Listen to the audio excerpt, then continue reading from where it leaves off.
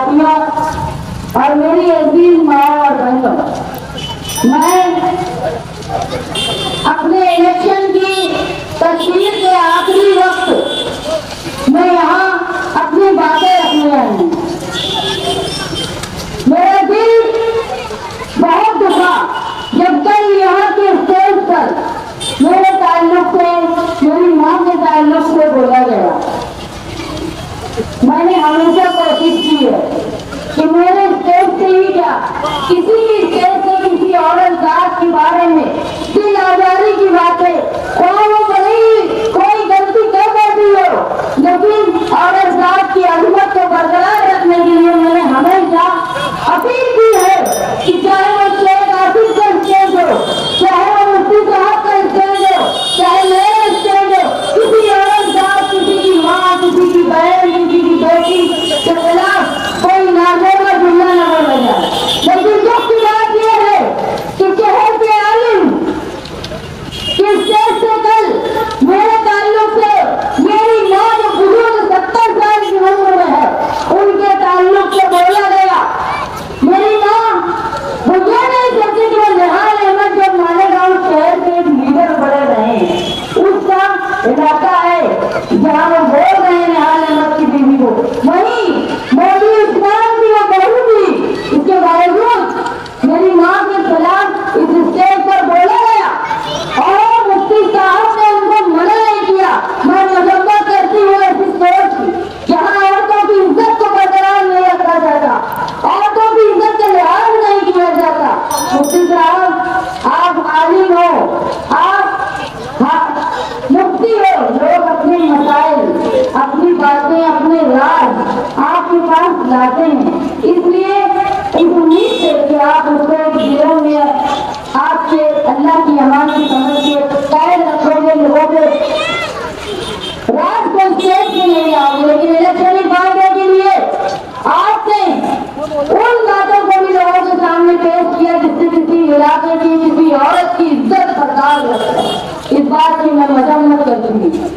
मालेगांव शहर आज बिल्कुल खंडर बन गया है। मैं औरत होकर हिम्मत कर रही हूँ इस शहर को निकालने की। मैं जिस हिंदुस्तान में इलेक्शन लड़ रही हूँ महाराष्ट्र में, वो जमहूरी रंग का है। मैं यहाँ सुन रही हूँ कि मेरे खिलाफ दीन के माध्यम में कोई प्रचार करते हैं। अरे मालेगांव कारपोरेशन में औरत को टिकट तुम भी देते हो, औरत टायर से को मेयर बनाए तुम भी, और जब मुफ्ती साहब का इलेक्शन था तो घरे घरे औरत मांगते यही कहने इनको भेजा गया। मुफ्ती साहब मुझे फोन करते थे और बोलते थे अलग जगह चले जाओ, पुराने वहां जाने से फर्क पड़ेगा, वहां चले जाओ। मुझे जब बोला गया और जब मैं आज मालेगांव शहर की खवातीन की नुमाइंदगी करने के लिए इलेक्शन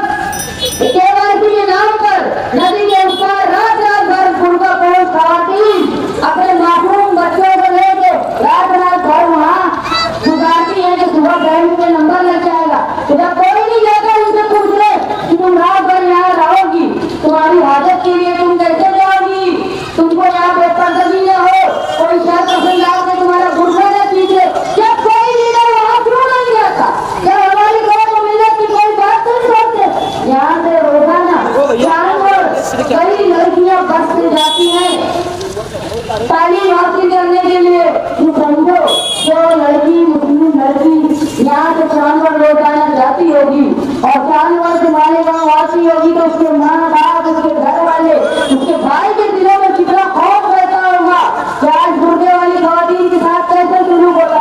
उसका इंतजाम तुमने मालेगांव शहर में कोई कॉलेज जाके क्यों नहीं कर दिया कि हमारे शहर की, हमारे कौम की बच्ची जाएगी उसके साथ कोई वाक्य ना हो जाए। ये क्यों नहीं सोचा? आपके 5 साल नहीं, आप 10 साल एमएलए रहे, आपने ये चीज क्यों नहीं सोची? मालेगांव शहर की आज औरतें महसूस नहीं है। जिस तरह शेख रशीद, शेख आसिफ का घराना मालेगांव शहर में गैर कानूनी कारोबार, सट्टा, जुआ और नशे का कारोबार पूरे मालेगांव शहर में फैला हुआ है।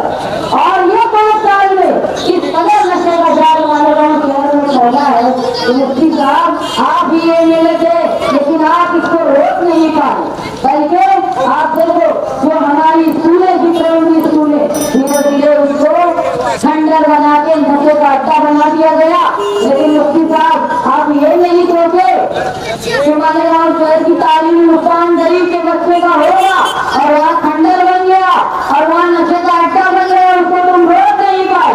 समझ लो मेरी शहर की माँ और बहनों, अगर ये नशे का जाल इस तरह मुसलसल मालेगांव शहर में फैलता रहेगा तो तुम ये समझते हो कि हम पक्के इलाके में रहते हैं, हमारी दीवारें पक्की है तो हमारे घर की इज्जत महफूज होगी?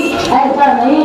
जब इज्जत हमारे घर से निकलेंगे, बच्चियां, बेटियां, बहनें निकलेंगी तो इस बात का तुम फिक्र होना चाहिए कि किसी नशे के हैवान, नशा करने वाले हैवान का ये शिकार न हो जाए। इसलिए जरूरी है तुम्हारे गाँव शहर से नशे के कारोबार को खत्म करना है। और याद रखो सिर्फ निहारी को भी इस चीज को खत्म कर सकता है। आप मालेगांव शहर की खवातीन और खास तौर पर नया पुणे की खवातीन याद रखो कि तुम मालेगांव से निशान लेंगे तो तुम ऐसे को नहीं होगी। तुम पूरे महाराष्ट्र से गरीब मुसलमान औरत को चुन के देने की जिम्मेदारी तुम्हारे ऊपर है। मैं न सिर्फ मालेगांव की खवातीन बल्कि पूरे महाराष्ट्र की मुस्लिम औरतों की बुराई करने के लिए अरमान में रहूंगी।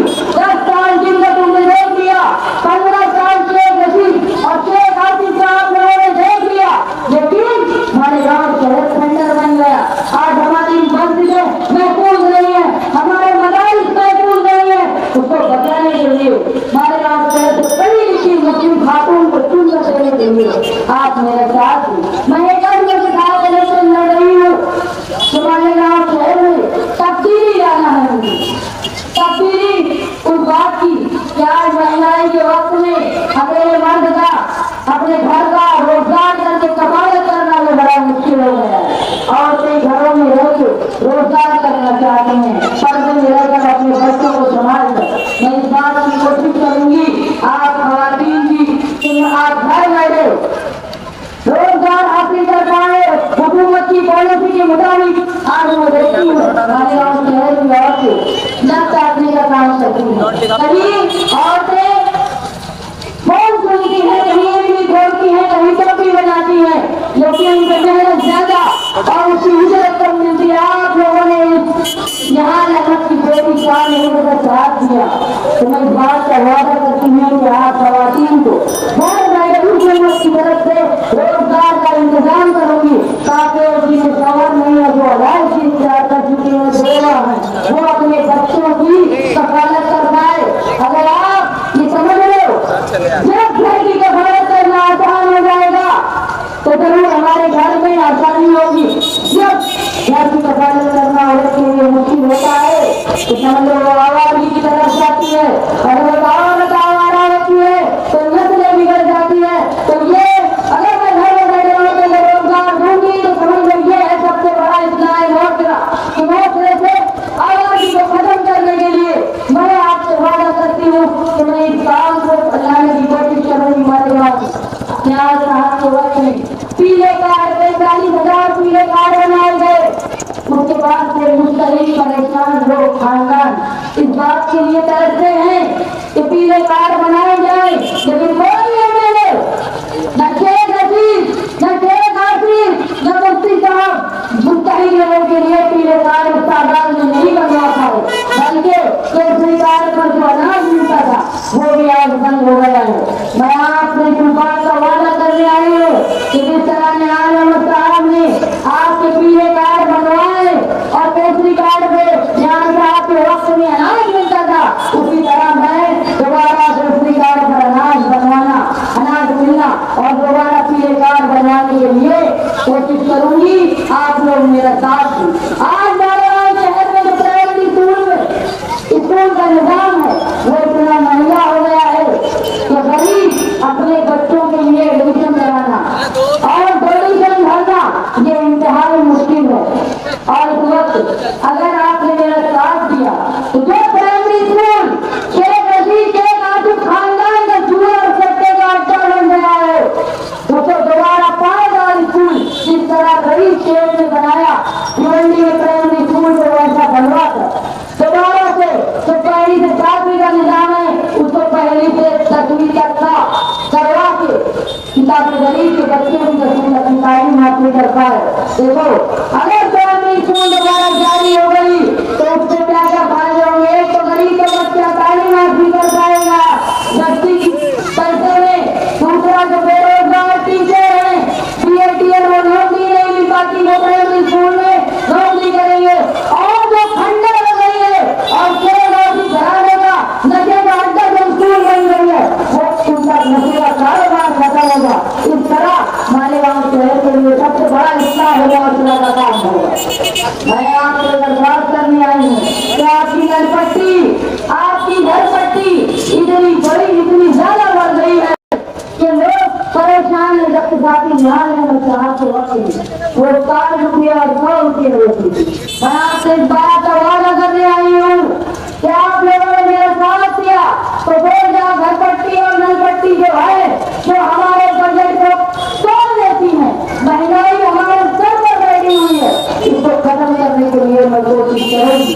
खासतौर से पावर बिल न सिर्फ कारखानेदार बल्कि दुकानदार और घरों में जो पावर बिल का एक इतना बड़ा बिल आता है जहाँ हमारा बिल पहले सैकड़ों में आता था आज हजारों में होता है। हमारा मीटर बदल दिया गया है।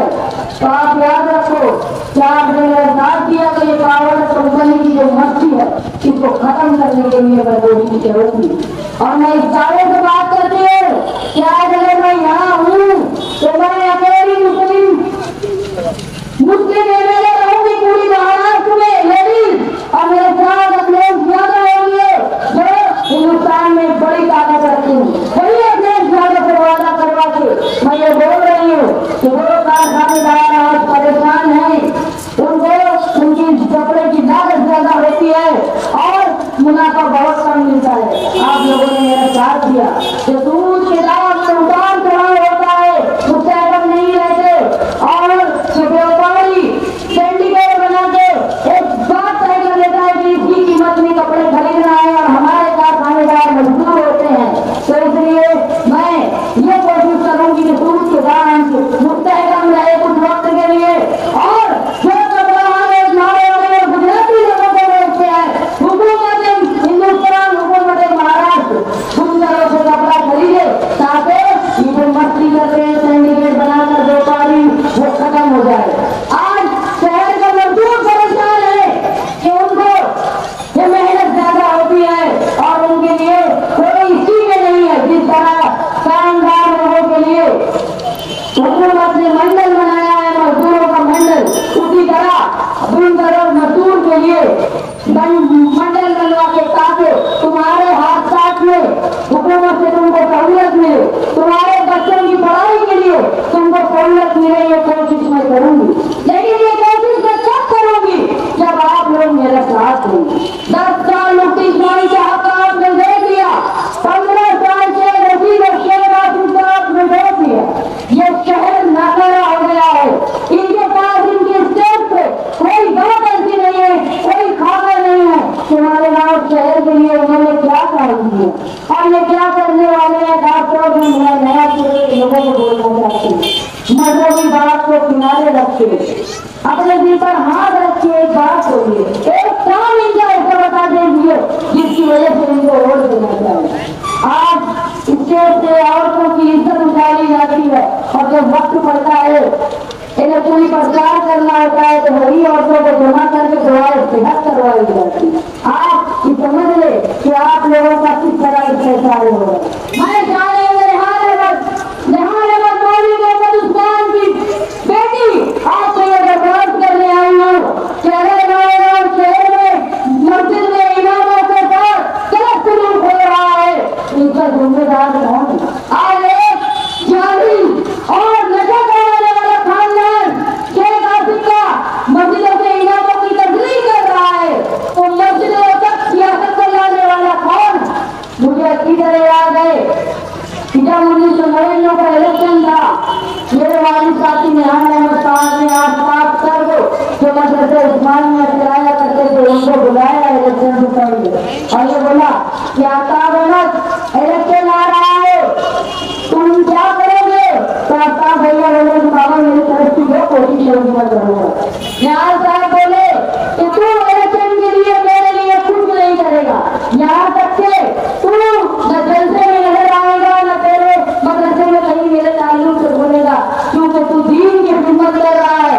अगर कहीं तूने तेरी मजहबी काम से तेरे मदरसे से मेरा नाम लिया तो कल को मेरे सियासी मुखालिफिन तेरे मदरसे को नुकसान पहुंचाएंगे और इसलिए न्याय काम ने किया ताकि मदरसे की तौहीन न कर पाए कोई सियासी आदमी, उसकी मुकद्दस उसकी तस्लीम न हो। लेकिन ऐसा क्यों हुआ कि मस्जिद और मदरसे तक सियासत पहुंची? यहाँ रहे लेकिन कभी मदरसे इस्तेमाल नहीं होता, अपनी सियासत के लिए इस्तेमाल नहीं की। अल्लाह के वास्ते मस्जिद और मदरसों की हुकूमत को कायम रखो। हमारे गाँव शहर के लोग कोई जगह का नशेड़ी और कारोबार करने वाला कोई आलिम को सवाल न करे, कोई इमाम पर इल्जाम न लगाए, ऐसी नौबत बताने दो। किसी तरह का सियासी प्रचार मत करो। वहां से हमारे मजहबी गाँव की हुकूमत को कायम रखो। अल्लाह के वास्ते मेरे दरख्वास्त करती हूँ। मैं आखिरी शिव मालेगांव शहर की खवातीन से दरख्वास्त करती हूँ कि मैं एक औरत होकर निहाल अहमद की बेटी निहाल अहमद के इंतकाल के बाद बुलंद अस्पताल के इंतकाल के बाद अकेली होकर औरत होकर मेरी दो बच्चियों की परवरिश करते हुए मैं आज इतनी हिम्मत कर रही हूँ और जो लोग इल्जाम लगा रहे हैं अल्लाह उनसे पूछेगा मैं हमारी और कैसी उठेगा वो। हम कभी अपने उसूल से झुके नहीं, हम कभी अपने उसूल से हटे नहीं। मैं अल्लाह को गवाह की इस बात का वादा करती हूँ कि हमारे गाँव शहर जो भरोसा मेरे ऊपर करेगा वोट देकर इंशाअल्लाह उस भरोसे को मैं पूरा करने की कोशिश करूंगी और मैं इस बात का वादा करती हूँ कि हमारे गाँव शहर को बेहतर मुस्तकबिल के लिए और पूरे महाराष्ट्र से अपने मुसलमान खातून मैं उम्मीदवारी कर रही हूँ बड़ी पार्टी से। आप इस बात का लिहाज रखते हुए मेरे निशान साइकिल पर 6 नंबर का बटन दबाकर वो 6 नंबर जो 6 दिसंबर को बाबरी मस्जिद की शहादत हुई थी और काफी निहाल अहमद साहब ने अपनी आस्तीन को काली पट्टी लगा के एहतजाज किया और ये एहतजाज ये होगा काफी निहाल अहमद साहब ने अपने मरने के बाद तक अपने जब में काली पट्टी लगा कर एहतजाज किया निहाल साहब की वसीयत थी जो हमारे जब में ये काली पट्टी मेरे साथ मेरी मर्द बन जाए वो वादे को रखा गया 6 दिसंबर तो याद रखते 6 नंबर बटन साइकिल निशान पर वोट देकर तुम्हारी बहन तुम्हारी बेटी आपसे गुजारिश करती है कि मुझे इस इलेक्शन में हमारे गाँव शहर की तब्दीली में आप साथ से मुझे वोट दें। ये मैं आपसे गुजारिश करती हूँ। मुझे उम्मीद है कि शहर की माएँ बहनी न सिर्फ हमारे गाँव की तब्दीली के लिए बल्कि पूरे महाराष्ट्र की वाहिद मुसलमान बड़ी जिम्मेदार के लिए वोट करेगी। यही रहा कि घर में बैठी हुई हमारी माएँ बहनें घर में बैठे हुए लोगों तक हमारी आवाज जाए, वो घर में बैठ कर सुकून से सुन सके और सोच सके। तस्वीरी जलसे भी होते हैं उसमें नारेबाजी भी होती है, एक माहौल बनता है। ये टेबल हिलाने मत दो भैया। मगर वाले शहर में जो लोग इलेक्शन लड़ रहे हैं किसी के अंदर ये हिम्मत नहीं आई कि वो आवाम के बीच में खड़ा होकर ये बोले कि आप सवाल करिए कि आप मुस्तकबिल में क्या चाहते हैं और हमने माजी में क्या किया। ये 25 साल की मिलीजुल माजी में 25 सालों में क्या किया, ये अवामी सवाल करने के लिए कभी मैदान में आए ही नहीं। ये तस्वीरी मुहिम का आखिरी वक्त है। अभी अदर बच्चा आपके सामने बोल रहे थे, बड़े जज्बाती हो गए। इसी वजह से मैं भी कहीं ना कहीं उस तरह से नहीं बोल पा रहा हूं। ये नयापुरे में मैं खड़ा हूं, नयापुरे के घर घर मेरी आवाज जा रही है। आप मुझे बताइए, ये नयापुरा जहां से निहाल साहब थे, निहाल अहमद जैसा लीडर, उसको पूरे हिंदुस्तान में लोग जानते थे, पहचानते थे, उनके काम की सराहना किया करते थे। वो अगर हजार बोले में गए तो उन्होंने वो हमेशा नयापुरे में ही रखी, राशन कार्ड अपना नयापुरे में ही रखा। ये लगाव था नयापुरे से, ये मोहब्बत थी नयापुरे से। जिनके इंतकाल के 10 साल के बाद भी अगर हम कहीं मंत्रालय या बंबई या किसी और पार्टी के लीडरों के पास चले जाते हैं तो वो बोलते हैं कि ये निहाल अहमद के शहर से आए हैं। पूरे ये मालूम हो जाता है कि ये निहाल अहमद के शहर से आए हैं, ये निहाल अहमद के रिश्तेदार हैं। टेबल कौन हिला रहा? तो आज की दूसरी पार्टियों का मिनिस्टर, आज हमारे मुखालिफ एक ऐसा भी उम्मीदवार है, मैं फिलहाल उसका नाम नहीं लूंगा, जब उसकी सदारत की बात एक पार्टी में चल रही थी तो मैं खुद साथ में गया था। घंटों इंतजार कर रहे थे जयंत पाटिल से मिलने के लिए, मगर जैसे ही समझा कि मुस्तकीम डिग्निटी भी आए हैं जो निहाल साहब के दामाद है, तो जयंत पाटिल ने सब काम छोड़कर हमको बुलाया। जो लोग निहाल अहमद के नाम से जाने जाते हैं, जो लोग निहाल अहमद के नाम से पहचाने जाते हैं, वो आज निहाल अहमद की लड़की खड़ी है उसकी बुराई करते हैं। मैं तो हैरान हूँ। जिनका सियासत, जिनकी सियासी सफर निहाल अहमद के नाम से शुरू हुआ, जिनकी रोजी रोटी निहाल अहमद के नाम से इस शहर में शुरू हुई, जो निहाल अहमद के नाम से स्कूल बोर्ड के चेयरमैन बने, आज उनके घर के लोग निहाल अहमद की बुराई कर रहे हैं। जो सियासत में आज किसी में कोई सीए पहचाने जाते हैं कि वो निहाल अहमद के कोई रिश्तेदार लगते हैं। यही पहचान है उनकी सियासत में कि वो जब लीडरों के पास जाते हैं तो आज भी उनको चिट्ठी यही देना पड़ती है कि हम निहाल अहमद के पोते हैं, हम निहाल अहमद के भतीजे हैं। उस निहाल अहमद की लड़की के खिलाफ आप बोलते हो।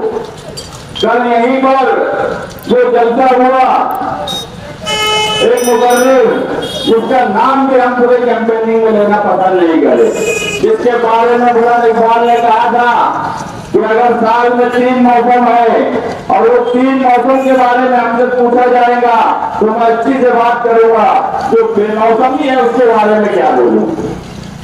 जिनके घर के लोग सुनते नहीं है वो निहाल अहमद के घर की बुराई कर रहे हैं, वो भी नयापुरे में उस जगह से कर रहे हैं जहां मौजूदा एमएलए बैठे हुए हैं। मुफ्ती मोहम्मद इस्माइल कासमी साहब स्टेज पर बैठे हैं और निहाल अहमद के खानदान की बुराई की जा रही है, निहाल अहमद की बीवी की बुराई की जा रही है, निहाल अहमद की लड़की की बुराई की जा रही है। वो भी इतने ऐसे महल्ले में जो पढ़े लिखों का महिला है, जो जज्बाती तौर पर निहाल साहब से जुड़ा है। एक वक्त में अगर इस पहले ने कोई फैसला किया था तो निहाल साहब के खिलाफ फैसला नहीं था। जब इन लोगों को ये लगने लगा तो निहाली लोग जाग गए हैं, शहर में तब्दीली की लहर पैदा हो गई है, तो अब वो लोग समाजवादी और निहाल अहमद के खिलाफ बोलने लगे। वो अपने आप को बड़ा निहाली बोलते हैं, जो बात बात में निहाली बोलते हैं, पार्टी तो ऐसे बदलते हैं जैसे कपड़े की तरह। और ये उसूल की बात करेंगे, ये निहाल अहमद के उसूल की बात करेंगे, ये निहाल अहमद तो अपना उस्ताद मानने की बात करेंगे। जो निहाल साहब अपनी हयाती में जिनको हकार दिए, उन्होंने नहीं हकार दिए, मैं बोल रहा हूँ, और सारा शहर जानता है कि निहाल साहब कैसे हकारिया करते थे, जो लोग नालायकी करते थे। हमेशा एक बात सियासत में मैं क्या पूरा शहर मानता है कि लीडर बहुत से आए, लीडर बहुत से आएंगे, मगर आदमी को पहचानने की जो हुनर निहाल साहब में था वो मालेगांव शहर के किसी लीडर में नहीं है, मुझे भी नहीं है।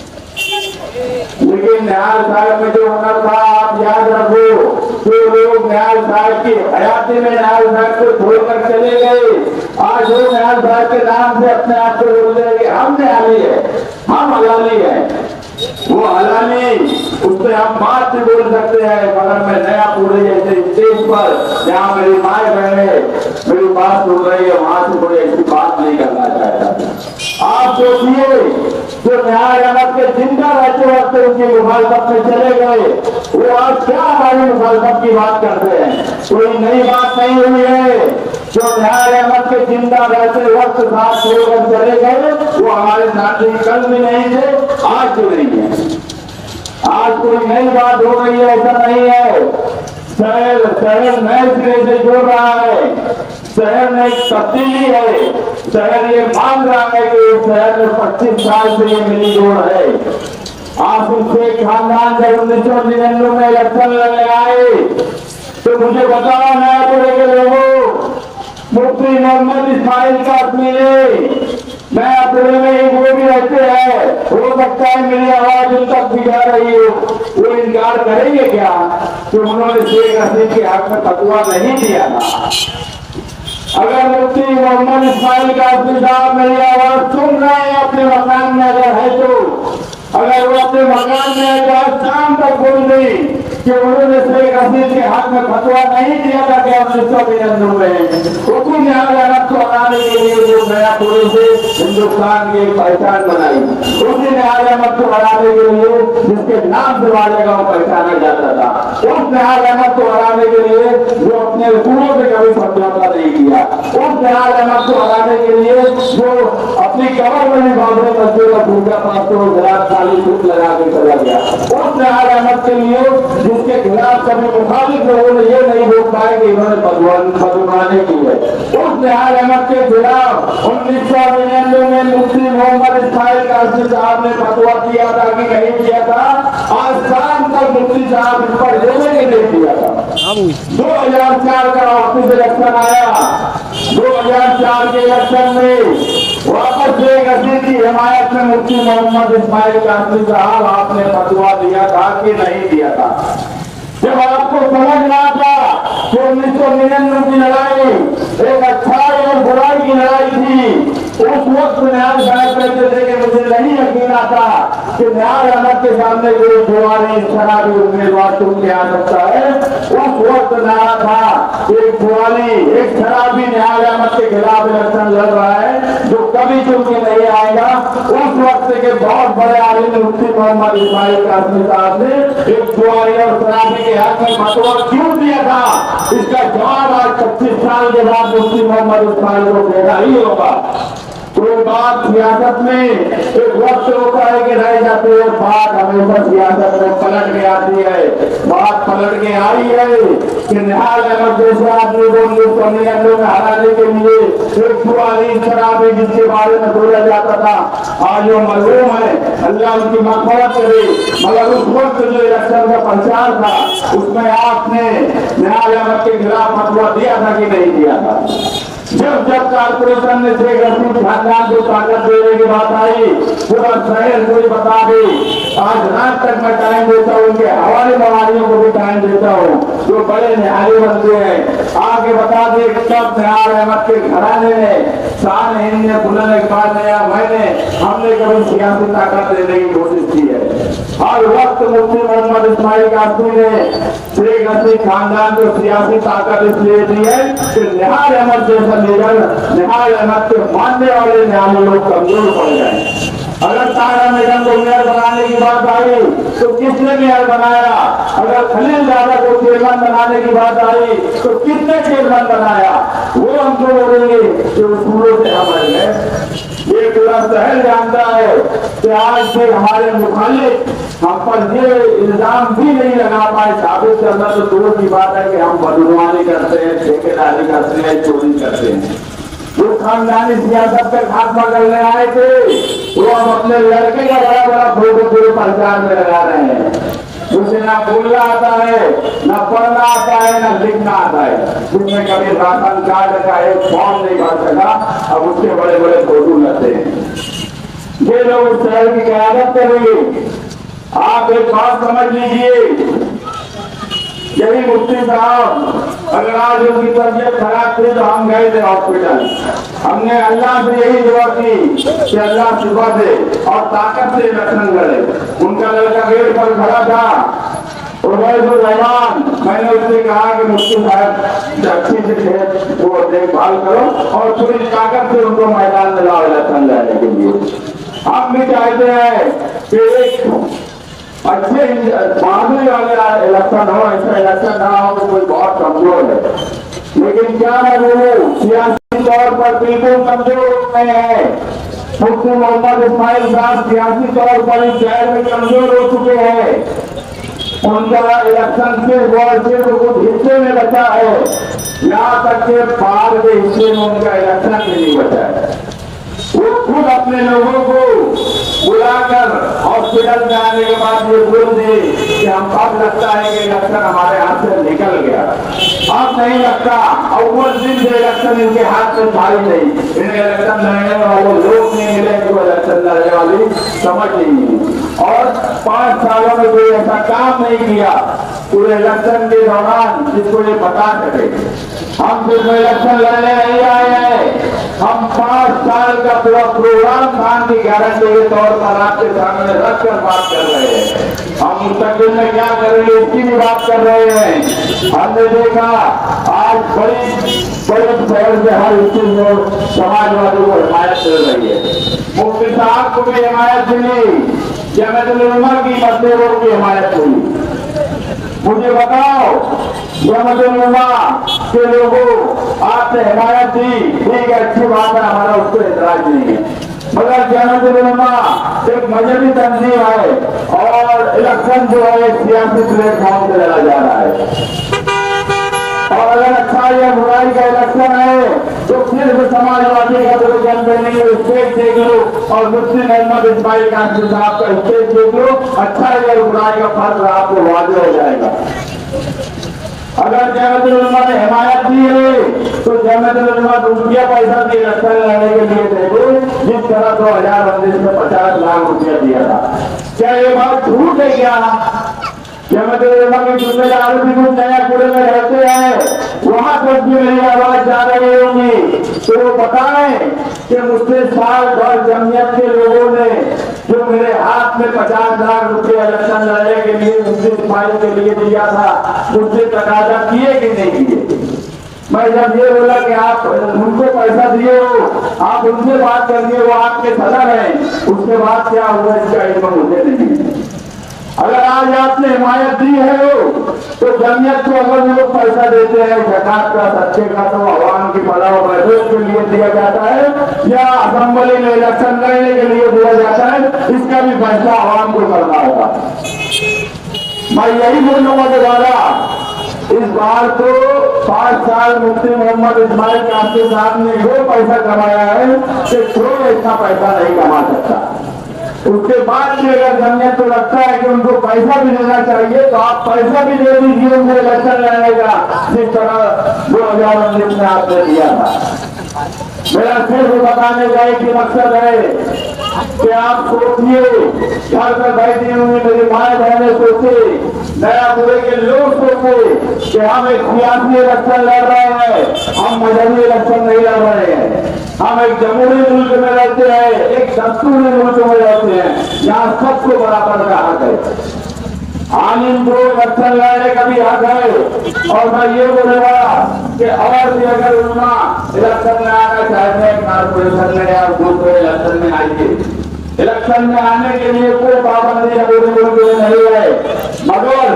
इलेक्शन में आने के बाद, सियासत में आने के बाद आप नाकाम रहे। इन 25 सालों में आपने जब शेख रशीद को बनाया थे, ना उनसे कोई काम करा सके, ना आप खुद कोई काम कर सके। इसलिए 25 साल की नीतियों के खात्मे के लिए, अपने मुस्तकबिल के लिए, अपने बच्चों के मुस्तकबिल के लिए, शहर में तंग होती गलियों को और ट्रैफिक के निजाम को देखिए, एजुकेशन क्या हो गया है हमारा वो देखिए, रोजगार देखिए, हेल्थ देखिए। इन सब मसाइल पर अगर आपको कोई अच्छा उम्मीदवार दिखता है तो सिर्फ और सिर्फ खान निहाल अहमद है, जो पढ़ी लिखी है, जिसको एडमिनिस्ट्रेशन समझता है, जिसको कानून समझता है, जिसको सरकारी दफातर में काम करने वाले लोगों को किस तरह से काम लिया जाए ये समझता है। बोलने का मतलब ये है कि बहुत सोच समझ के वोट दीजिए। हमने कभी किसी का बीमारी में मजाक नहीं उड़ाया। हम कोई बहुत बड़े आलिम हैं या हम बहुत मजहबी तौर पर बहुत अपने आप को दानिश्वर समझते हैं, ऐसा नहीं है। उसके बाद भी जब निहाल साहब 2009 का इलेक्शन लड़ रहे थे, कल खियाबान निसार चौक के जलसे में 82 साल की उम्र थी, 90 साल के इंतकाल के 8 दिन 2 दिन पहले तक निहाल साहब ने लोगों का काम किया है। 82 साल की उम्र में अगर वो इलेक्शन लड़ रहे थे तो ये बात गलत रहेगा कि मुफ्ती मोहम्मद इस्माइल कासमी साहब ने वो नया पढ़े लोगों, ये बात गलत है कि मुफ्ती मोहम्मद इस्माइल कासमी साहब ने खियाबान निसार चौक के जलसे से कहा था कि हवा से चलते हैं, दवा से चलते हैं, टीका लगा के चलते हैं, पैर में पेशाब कर देते, ये उनकी बीमारी का मजाक नहीं उड़ाया गया था क्या? अगर आज आपको कोई टीका दे रहा है तो इसका मतलब ये है क्या कि हम इस तरह की बात बोल रहे? एक गरीबी में अगर बीमार में हाल जाए तो आपने बड़े तेज से उनका मजाक उड़ाया। आज जो आप कर रहे हो ये पूरे शहर को समझ रहा है। तो कोई आदमी बम्बई से निकलता है आलीशान गाड़ी में और तेरा फाटे में आकर एम्बुलेंस में ले जाए, ये बात गैर मुनासिब लगती है, बिल्कुल मुनासिब नहीं लगती। इलेक्शन लड़िए, आप अपनी बात रखिए, आप तकलीफ में है तो वो बताइए, मगर सच्चा नौटंकी से इलेक्शन मत लड़िए। खुदा के वास्ते इतनी नौटंकी तो मुझे नहीं लगती कि कोई आदमी की वीडियो और फोटो ना जाए, वो टू व्हीलर पीछे बढ़ के शहर में घूम भी रहा हो और उसके बाद स्टेज पर चलने के लिए उनको सहारे की जरूरत पड़ती है। ये नौटंकी मुफ्ती साहब मत करिए। आपकी तबीयत खराब है तो आप उसके लिए दवा गोली करिए, इलाज करिए। आप अगर बम्बई से तेरा फाटे तक एक आलीशान गाड़ी में आ सकते थे तो क्या जरूरत थी तेरे से 2 एम्बुलेंस में आपको रिटायर कर लाने की? ये बात गैर मुनासिब है, इलेक्शन में नहीं होना चाहिए। इलेक्शन मुद्दों से लड़िए, आपने क्या किया है, आप क्या करने वाले हो उस पर लड़िए। सिर्फ निहाल अहमद के बेटी को और उनकी बीवी को आपके देश से बुरा भला बोला गया, उसके बाद आपने कुछ बोला। मैं कहा नहीं चाहिए, शुक्रिया अदा नहीं करूंगा कि वो बीवी है या समाजवादी की लीडर है। मैं इसलिए शुक्रिया अदा करूंगा कि जब आमिन फारूक कल खियाबान निसार चौक से कुछ बातें बोलना चाहता था, जो आम बातें हैं, लोगों में जो बातें चलती है, मगर खान ने कहा कि नहीं ऐसी कोई बात मत बोलना तो किसी की जातियात करो। कल इसी स्टेज से निहाल अहमद के खिलाफ जातियात से बोला गया, आपको उसका भी बदला लेना है। आपको 20 नवंबर को 6 नंबर की बटन साइकिल निशान पर सिर्फ इसलिए वोट देना है कि आपकी शहर में कानून तरक्की हो और उन लोगों को धरना के जाल तमाशा मारो जो निहाल अहमद की हयाती में उनका साथ छोड़ दिए थे।